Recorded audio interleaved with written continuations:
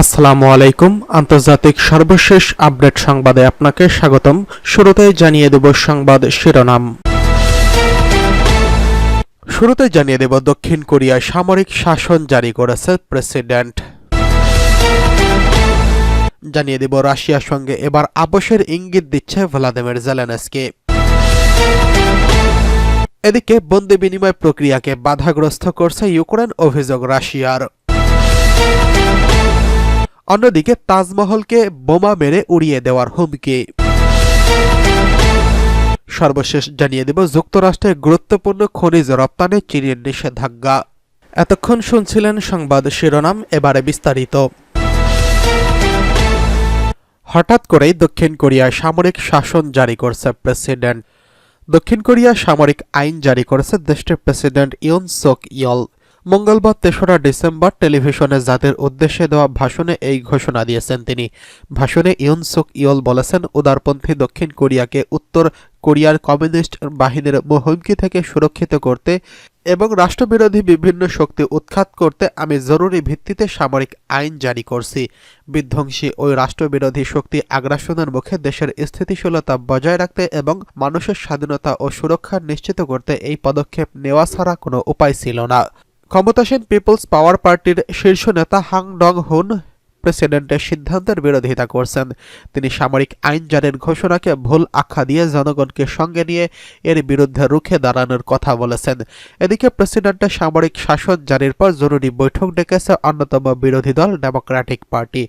উল্লেখ্য, ২০২২ সালে প্রেসিডেন্টের দায়িত্ব নেওয়ার পর থেকেই বিরোধী দল নিয়ন্ত্রিত সংসদে নিজেদের এজেন্ডাগুলো বাস্তবায়ন করতে বাধার সম্মুখীন হন ইউন সুক ইয়ল। এদিকে রাশিয়ার সঙ্গে আপোষের ইঙ্গিত দিচ্ছে ভ্লাদিমির জেলেনস্কি। ডোনাল্ড ট্রাম্প মার্কিন প্রেসিডেন্ট নির্বাচিত হওয়ার পরপরই জানা গিয়েছিল ইউক্রেন যুদ্ধের ভবিষ্যৎ। ধারণা করা হচ্ছিল এই যুদ্ধে শেষ পর্যন্ত রাশিয়াই বিজয়ী হবে। এবার সেই আভাসই মিলতে শুরু করেছে। রাশিয়ার সঙ্গে আপোষে যাওয়ার ইঙ্গিত দিচ্ছেন খোদ দেশটির প্রেসিডেন্ট ভ্লাদিমির জেলেনস্কি।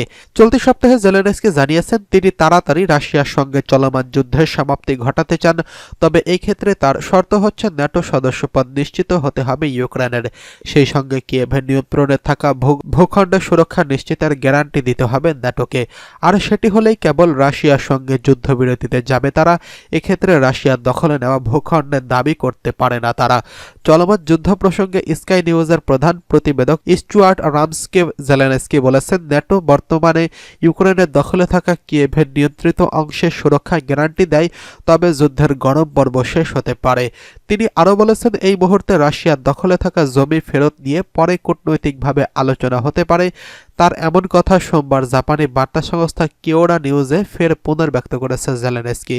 যাতে পরিষ্কার রাশিয়ার সঙ্গে আপোষে যাচ্ছেন তিনি স্কাই নিউজকে তখন আরও জানিয়েছেন, যদি আমরা যুদ্ধের উত্তপ্ত পর্ব বন্ধ করতে চাই তাহলে আমাদের ইউক্রেনের যে ভূখণ্ডের নিয়ন্ত্রণে আছে তা ন্যাটোর ছত্রছায়ায় নিতে হবে।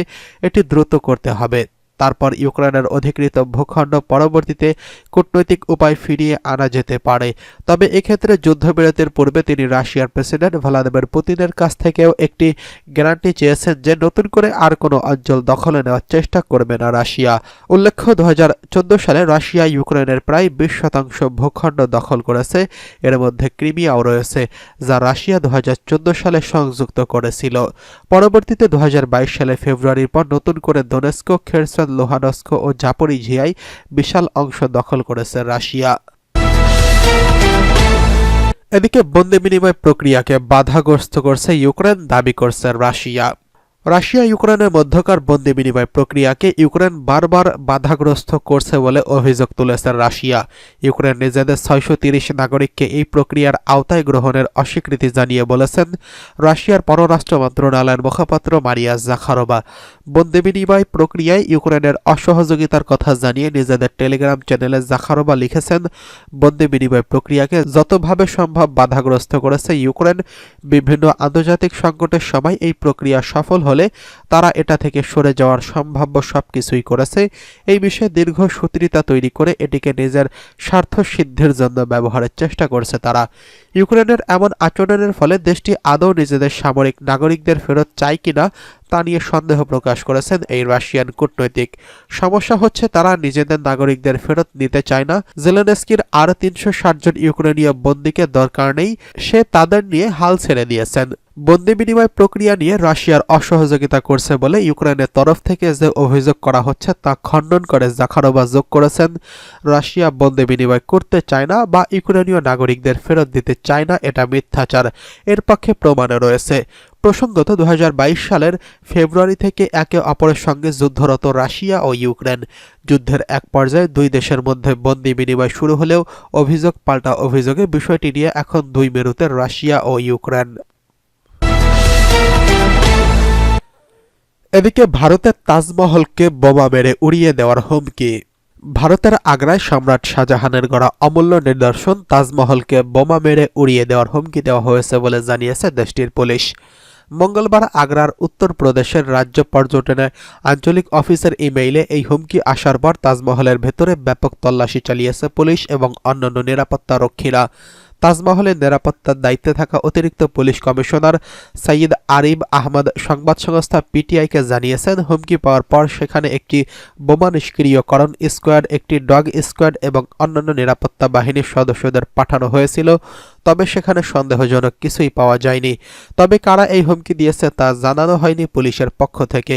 উত্তরপ্রদেশ পর্যটনের উপপরিচালক দীপ্তি ভাতসা জানিয়েছেন, বোমা হামলার হুমকি পাওয়ার পরপরই ইমেইলটি তাৎক্ষণিকভাবে আগ্রা পুলিশকে ফরওয়ার্ড করে দেওয়া হয়েছে। বার্তা সংস্থা এএনআই এর প্রতিবেদনে বলা হয়েছে, এই ঘটনার তদন্তে উত্তরপ্রদেশ সাইবার ক্রাইম বিভাগকে দায়িত্ব দেওয়া হয়েছে। সাইবার ক্রাইম বিভাগ ইতিমধ্যে হুমকিদাতার অবস্থান শনাক্ত করতে তদন্ত শুরু করেছেন। এদিকে যুক্তরাষ্ট্রে গুরুত্বপূর্ণ খনিজ রপ্তানিতে চীনের নিষেধাজ্ঞা। যুক্তরাষ্ট্রে গ্যালিয়াম, জার্মেনিয়াম এবং অ্যান্টিমনির সম্পর্কযুক্ত দ্রব্য রপ্তানি নিষিদ্ধ করেছে চীন। এসব দ্রব্য সামরিক খাতে ব্যবহারের সুযোগ রয়েছে। চীনা বৈদ্যুতিক চিপের উপর যুক্তরাষ্ট্রের সাম্প্রতিক নিষেধাজ্ঞার জবাবে এই পদক্ষেপ নেওয়া হয়েছে। চীনের বাণিজ্য মন্ত্রণালয়ের এক বিবৃতিতে বলা হয়েছে, ব্রিটিশ বার্তা সংস্থা রয়টার্স এই খবর নিশ্চিত করেছেন। জাতীয় নিরাপত্তার ঝুঁকি থাকতে পারে এমন দ্বৈত ব্যবহারযোগ্য পণ্যের উপর চীনের এই নির্দেশনা কার্যকর করা হয়েছে। এই নির্দেশনায় যুক্তরাষ্ট্রের প্রেরিত গ্রাফাইট সামগ্রীর ব্যবহার আরও কঠোরভাবে পর্যালোচনা করার কথা বলা হয়েছে। বাণিজ্য মন্ত্রণালয়ের বিবৃতিতে বলা হয়েছে, গ্যালিয়াম, জার্মেনিয়াম, অ্যান্টিমনি এবং সুপারহার্ড উপকরণ যুক্তরাষ্ট্রে রপ্তানি করা যাবে না। গত বছর থেকেই গুরুত্বপূর্ণ খনিজের রপ্তানি সীমিত করার পদক্ষেপ নিয়েছে চীন, এটি তারই সম্প্রসারণ।